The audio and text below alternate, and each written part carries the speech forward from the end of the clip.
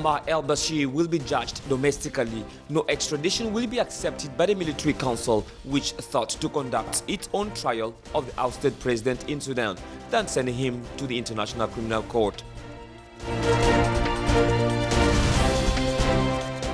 The Nigerian army announced that they have repelled a new attack by Boko Haram on one of its bases in the northeast of the country, the latest in a series of jihadist attacks.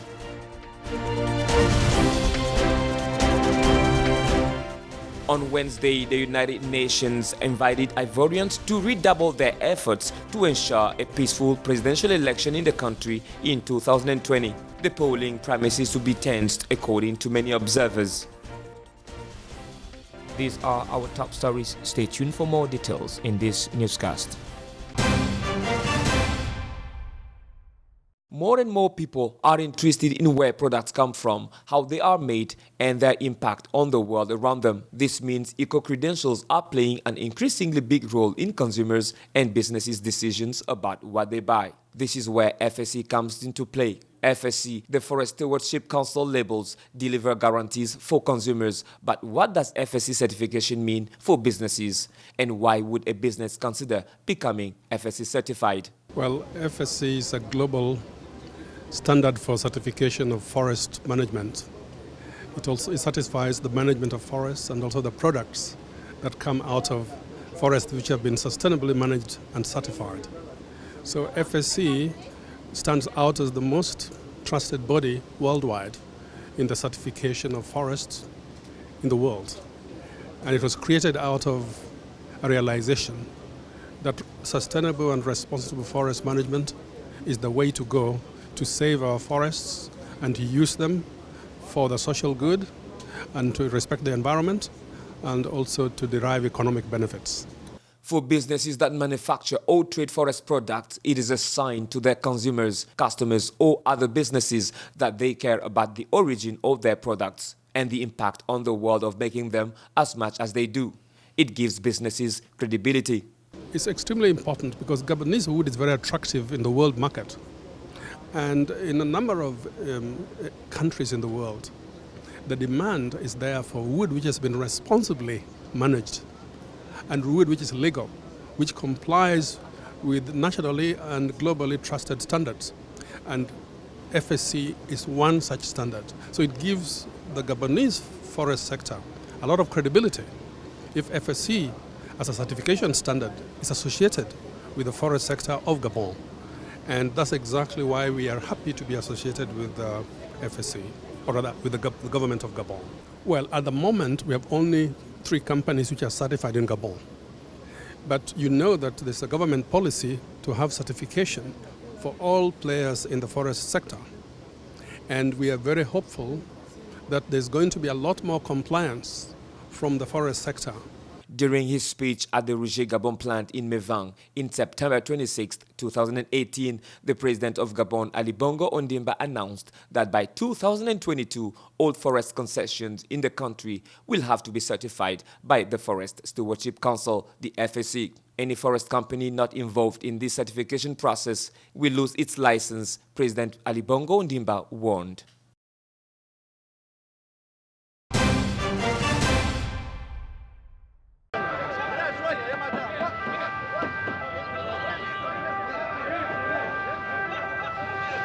At least 8 people got injured this Thursday in separate attacks by 2 suicide bombers who blew themselves up in Tunisia's capital city, Tunis. Attacks which also killed 1 police officer, the government said. The first bomber targeted a police patrol in Charles de Gaulle Street in central Tunis. 1 police officer was killed and at least 1 other officer and 3 civilians were wounded. Shortly afterward, a second suicide bomber blew himself up near a police station in the Al-Karjani district. 4 other people were wounded in the attack. Heavily armed police cordoned off the site of both attacks. The bombers have not yet been identified, according to Interior Ministry officials. Video footage posted on Facebook Live of the aftermath of the first attack shows injured people walking along the blood-spotted street. The last suicide bombing to hit Tunisia was in November 2015 when a bus carrying members of the Presidential Guard was targeted. 12 people were killed and 16 injured, with Islamic State of Iraq and Syria later claiming responsibility for the attack.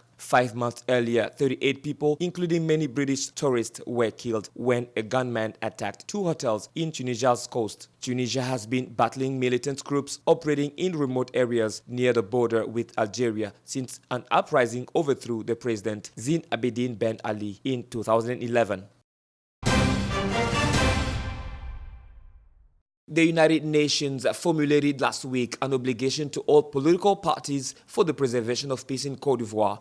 Everyone must redouble their efforts to ensure that the next presidential election is carried out peacefully and successfully for all the Ivorian people. A statement by the UN Secretary General for West Africa and Sahel, Mohamed Ibn Chambas, after an interview with President Alassane Ouattara. Election is a major step in the consolidation of democracy and development, he added insistently. A few months before the presidential election, the environment seems tense. According to many observers of political life, one would need to absolutely do the best of their ability to avoid the unfortunate events which occurred for over 10 years ago. Indeed, between 2002 and 2011, Ivory Coast has long been divided into 2 camps. In addition to the post-electoral crisis that led to the arrest of former President Laurent Gbagbo before he was transferred to the International Criminal Court, a crisis that had led to the death of 3,000 people. Weakened by terrorist threats, the country seems to be heading towards a new conflict in terms of positioning of one another.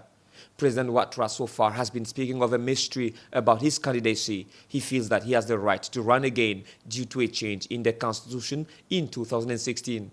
Another former president, Henry Konan Bédié, could also be on the starting line, without forgetting the possibility for a comeback onto the political arena of Laurent Gbagbo. If the political parties are already at work, one will have to wait for the leaders to decide, but above all, to decide in favor of peace.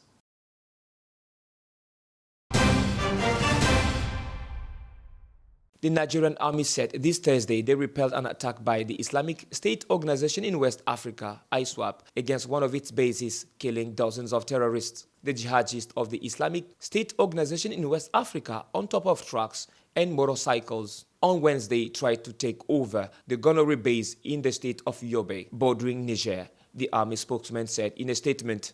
The men waited until the terrorists approached enough to be attacked by weapons and opened fire on criminals, he added. The strategy led to the annihilation of dozens of terrorists, while many wounded managed to flee, according to the statement.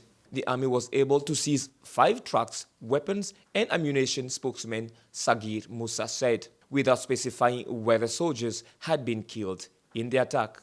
The ISWAP, a former faction of the Boko Haram group, members between 3,500 and 5,000 men, according to estimates by the International Crisis Group Research Center. Unlike men who have remained loyal to Boko Haram's historic leader, Abubakar Sheko, who is attacking civilians, ISWAP jihadists are targeting the Nigerian military, many of whom have been killed in their assaults.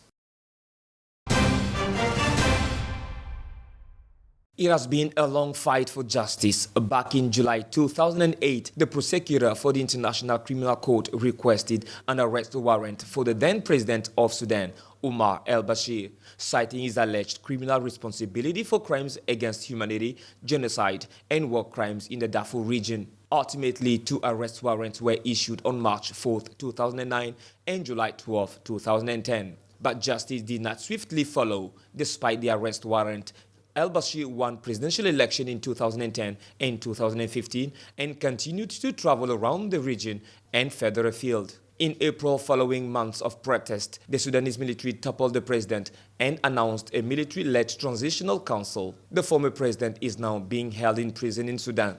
The military-led transitional council has declared that al-Bashir may be tried in Sudan, but not handed over to the ICC. It is unclear whether a return to civil rule will result in al-Bashir's transfer to the ICC. But al-Bashir has been charged domestically with killing demonstrators and financial crimes.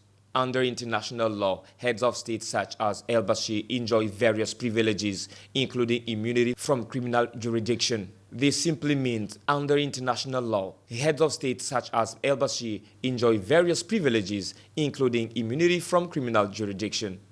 This simply means that a serving head of state cannot be brought before a court to answer for their alleged crimes. Indeed, even when they leave office, they continue to enjoy immunity for their official acts during their time in office, a privilege known as functional immunity. That council announced that the former Sudanese president will be tried in Khartoum, the capital, for all the crimes he has been charged with.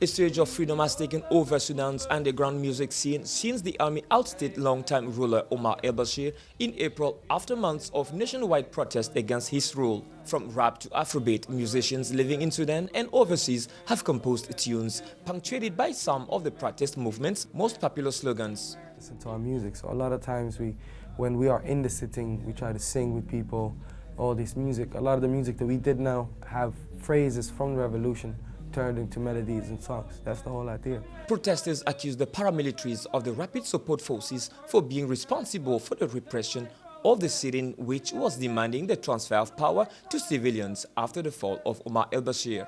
In a moody Khartoum crushed by strong heat where the RSF are deployed on every street corner, the artists painfully remember the festive atmosphere of the camp, and many artists have started producing revolutionary songs from the outbreak of the protest movement in December. The chant. You see, the relationship between music and the sittings are the chants. Because there's no music, so it's all about the chants. And it's focused on the lyrics, on the words of what they saying inside, you know? That's what brings up the people. As if you still keep reminding them of why we're here.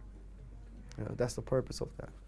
In the small villa that hosts his radio, Abdul Gader Gadura exhibits an impressive collection of vinyls, including albums by Bob Marley or Michael Jackson. In order to spread the sounds of the revolution, everyone was relying on the internet, but with the repression, the euphoria of the beginnings gave way to trauma. At least 128 people were killed in the dispersal of sit-ins and violence in the following days, according to doctors close to the protest. The authorities provided a death toll of 61 people.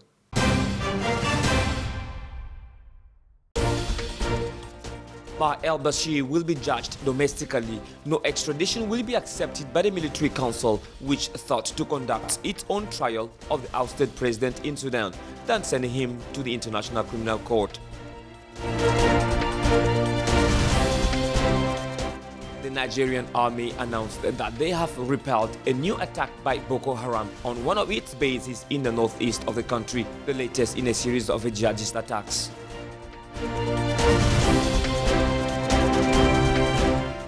On Wednesday, the United Nations invited Ivorians to redouble their efforts to ensure a peaceful presidential election in the country in 2020. The polling promises to be tense, according to many observers. That's all for our newscast today. Stay tuned on Gabon 24 for more news.